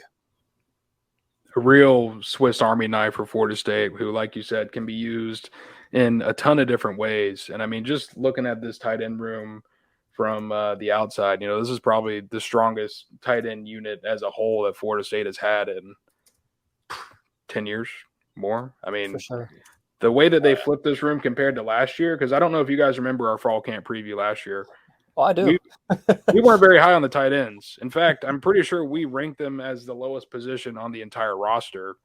And I mean, that is completely flipped in the span of a year. And I think we'll see the same thing, Florida State. They're not going to drop an official depth chart until that week 1 against LSU, probably that first Monday leading up to game day. I think we'll see the same thing as last year, where they list 2 tight end positions on the roster, one more of a blocker and then one more of a traditional receiving tight end. So Marqueston Douglas and Preston Daniel, I think, are going to fill more of that blocker inline tight end role. And then you'll have guys like Jaheim Bell and Kyle Morlock fit more of the receiving role. And I think how those guys, or how much playing time those guys get, is going to depend on the team they play. The scheme may call for more counters and more run action. That's when you're going to see more of your Marqueston Douglases and your Preston Daniels. And when they want to spread it out, like they probably will against LSU, they're going to want to see those Jaheim Bells and Kyle Morlocks. So it's going to be interesting to see how Mike Norvell uses this entire room. It's super talented. Like you said, it's the most talented we've seen it in a decade. But it's also what Norvell wants to do. He wants to use his tight ends. That's what he was known for at Memphis and in his time as an offensive coordinator. So I'm really excited to see what he does. Yeah, I'm just really looking forward to having a tight end, in open space, put some moves on some guys, man. You need to go back and look at some of the film that Jaheim Bell has and what he was able to bring to South Carolina. And, South Carolina didn't know really how to utilize him. They tried to put him back there at the backfield, and, they just didn't understand how to utilize his talents. And Mike Norvell just licking his chops and immediately made the call once that transfer portal addition happened.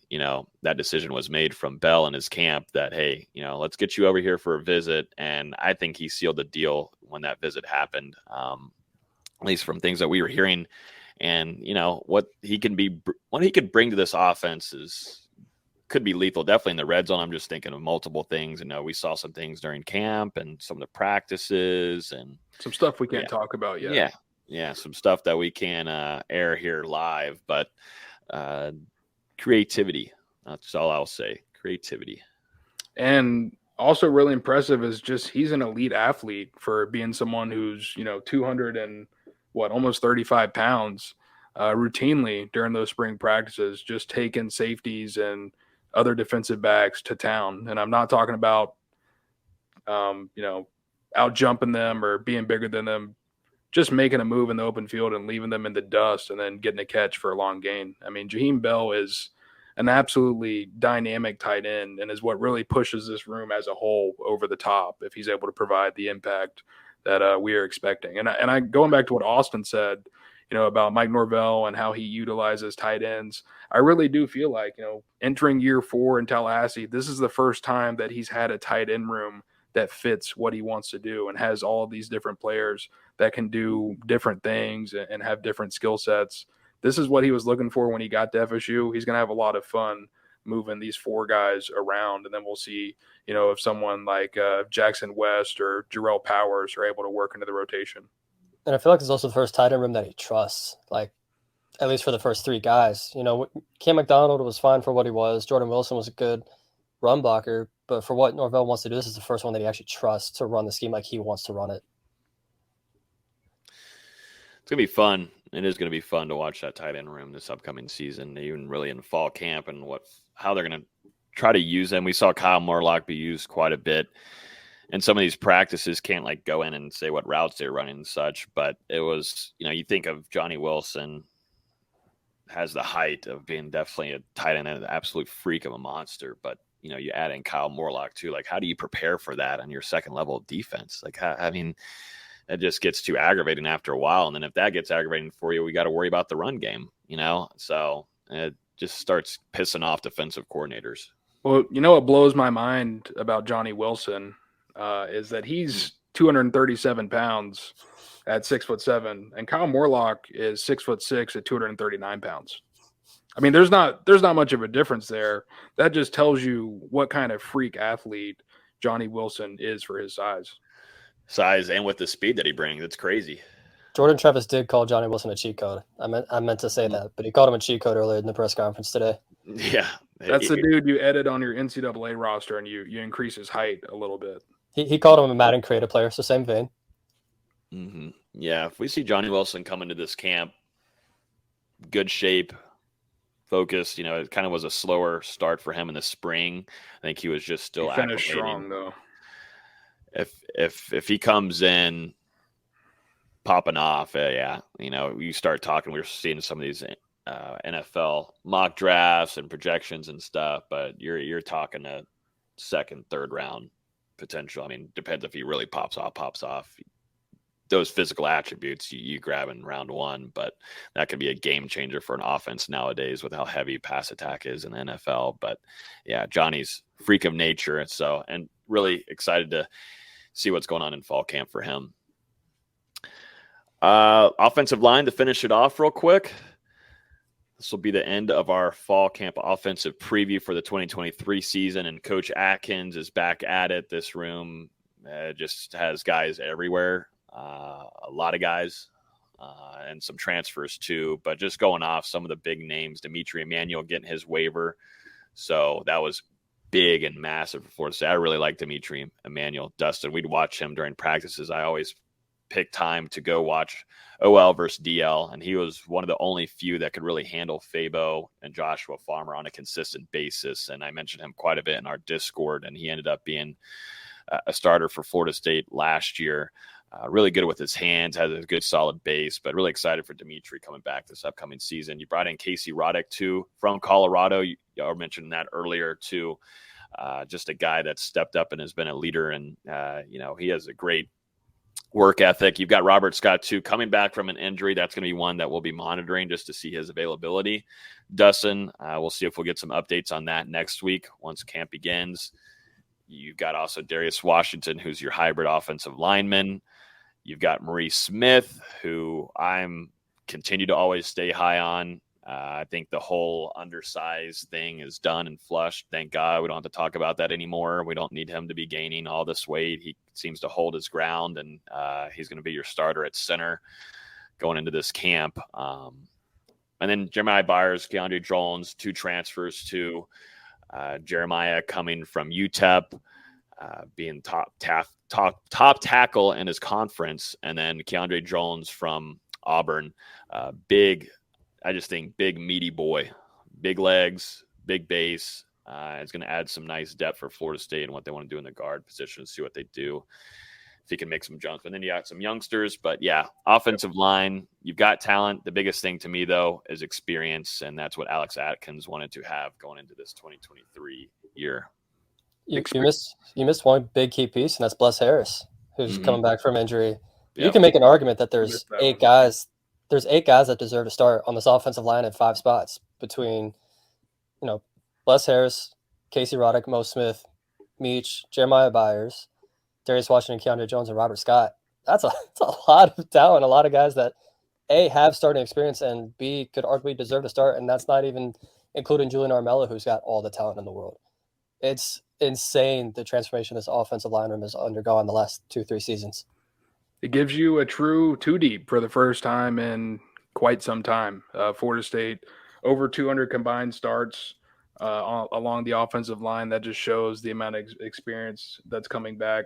Real testament to what Coach Atkins and his offensive line staff, Cooper Williams and Gabe Fertitta, have been building in Tallahassee. And like you said, Austin, you've got 8 experienced guys who could all push to start. And then you've also got Julian Armella, who could feasibly play either the tackle spot. Seems like he's trending more towards the right side at this point. And Jalen Early as well, who's probably the next up to maybe make a push to get into the 2 deep in a backup spot somewhere. So, I mean, we'll see how this shakes out. But we remember last year, Florida State lost Bless Harris in the opening game of the season, had to rely on Jastin Turnetine moving around a ton. And at the same time, behind the scenes, we're dealing with the Maurice Smith injury. Darius Washington was banged up. Robert Scott was banged up. A lot of moving pieces along that offensive line last year. I think you've got to feel a lot more confident if one of your starting 5 goes down, which I'll tell you guys right now, my projected starting 5, I've got Bless Harris at left tackle. I've got Casey Roddick at left guard, Maurice Smith at center, obviously, Dimitri Emmanuel at right guard, and Jeremiah Byers at right tackle. So, I mean, at least in my scenario, you're going to have a guy like Robert Scott be your swing tackle off the bench. You got to feel really comfortable about that option. You're going to have a guy like Keandre Jones, someone who can fill in at guard, and then Darius Washington, who I projected coming off the bench as well, who can fill in at center, guard, or tackle. You've got to feel confident even in the event that you deal with some injury woes. I personally think Robert Scott will start just because of the experience, and then Bless Harris will be the swing tackle. But there's so many different options that this offensive line can have. There's so many different variations, so many different guys that can move around and start in different places. It's such a versatile unit. I've never seen an offensive line like it at Florida State. It's truly outstanding. And we got to give a lot of credit to Dimitri Emmanuel. When he first came in, nobody really batted an eye at him, and he played really, really solid last season, to the point where he was one of the only, I think there was 12 offensive guards for the whole league on the All-ACC preseason ballot this year, and he was one of them. He made a big impact on a lot of guys last season. Oh, super fun watching him in practice. He just kind of keeps to his own, but he was competing really well against some of Florida State's best defensive tackles. So, having him get that waiver there, there was some question marks about it, but that was big. And, this offensive line, we were talking about Jordan Travis earlier, they're going to have to protect him, man. If Florida State's going to make a run here to go to a college football playoff, Jordan Travis has got to stay healthy. And that's going to be Coach Atkins' biggest job and goal this year, is to make sure that they keep 13 healthy. Yep. And I mean, to that point, the battles on the left side of that offensive line are going to be important to watch in that regard. Bless Harris and Robert Scott obviously competing for that left tackle job. Bless Harris, to me, might have been Florida State's best lineman during spring practice. Robert Scott obviously out with that lower body injury. So, I mean, we'll see what he looks like going into fall camp availability-wise. But, I mean, that's going to be an important battle. I mean, Scott, if he's healthy, could feasibly win that job. But I do think Bless Harris is really trending in the right direction right now. And then going to left guard, Dylan Gibbons moving on after 2 years at Florida State. Right now I've got Casey Roddick projected to replace him. But, you've got Keandre Jones battling in there, and also Darius Washington as well. So, I mean, we'll see how these things shake out. But either way, like I said, no matter which 5 guys Florida State has coming out there, they're going to have 3 guys waiting in the wings who are experienced and talented in their own right, who can fill in. Mm-hmm. Yeah, I think Bless might have better athleticism than Robert Scott. Robert Scott also put on some pounds too, and that, to me, is a little concerning. I know he was hindering some injuries last year, but things were really slow sometimes. Tough to get up in games, and I just don't know if he was fully 100% because of the injury, but I'm not a huge fan of the weight gain there, and I think Bless Harris has better hips. He's able to go against Jared Verse better. We saw that in last year's fall camp, and we were really excited about seeing him out there against LSU. It didn't end up happening. So, I think blessed for right now, and we're still waiting too. Robert Scott's still going through a recovery process. So we'll have to evaluate that once we get into camp next week. Anything else on the offensive line or offense as a whole, gentlemen, before we wrap it up? Nothing like a good hour-and-a-half podcast. Just want to profess my love for Maurice Smith and continue to tout that he's probably the most underrated starting player on the offense. I've been saying that for 2 years now, so you get to join me. We've been saying it for a while. And what's crazy is I was writing this fall camp preview. I did the offensive line. We actually published it on the website today, and I was doing some digging on Maurice Smith. And the first game that he ever started at Florida State in 2019, when they played at Boston College, was the same day that Jordan Travis made his Florida State debut and lit up Boston College on the ground and ended up leading FSU to a 38-31 victory. So, thinking back to almost 4 years ago to where those guys are now entering the 2023 season, I mean, man, has this place come full circle or what? I had to have a lot of patience. A lot of patience. That's an understatement. Yeah, a lot of patience on this show. Also for an administration, you got to give some credit too for Alfred and what he's done and making sure that the football program is very well taken care of. He's definitely taking care of the other ones and other sports across Florida State, but you could definitely tell things needed to be solidified where this Florida State football program needed to be at the top of the focus at the university. And as an athletic director, as a program at Florida State, that's just how it's got to be, and we've had discussions about that. We've had it for multiple years, and, Florida State was having some trouble there at the AD situation. Alfred has come in and made sure things are set in the way that it should be in Tallahassee. Florida State also undergoing an IPF or a full-on football-only facility too that's being built. Dustin, you'll have to give us weekly updates on what's going on there, if there's any kind of dirt being dug up, if we're seeing any kind of cement being filled down, any kind of foundation, or if you're not going to have any parking. Yeah, you're going to have to give us an update on that. But I don't think they started the actual construction until September based on forget whatever it was I looked through. They got to tear some shit down. They got to tear up that parking lot. Give us anything.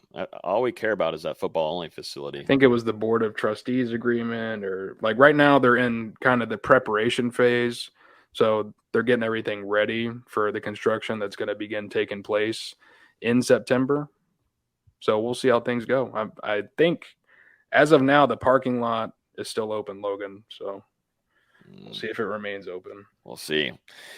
Before we jump off of here, we got almost like 150 still hanging with us on YouTube alone. If y'all would hit that like button, it would mean a ton. That means it will jump out to a whole lot more FSU fans, and they'll be joining us in the comments as we'll be going through and doing a live every Wednesday throughout this whole entire fall camp. We're hoping, too, that maybe we'll have some interviews. We'll see before the season begins. You never know, but we made our request for some of the players and even coaches, too, to come on and give us a rundown during camp. So we'll see if that happens. But nonetheless, hit that like button before you jump out of here. It's deeply appreciated a ton by us. Thanks, everybody, for coming out and hanging out with us. As always, you can listen to this podcast on iTunes, Google Play, Spotify.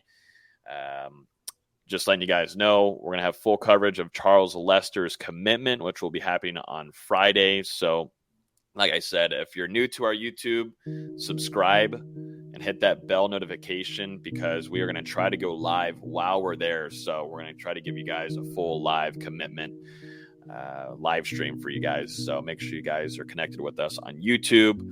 And this podcast is always available on your podcast platforms that you like. So appreciate y'all hanging out with us. We'll be previewing the defense next week.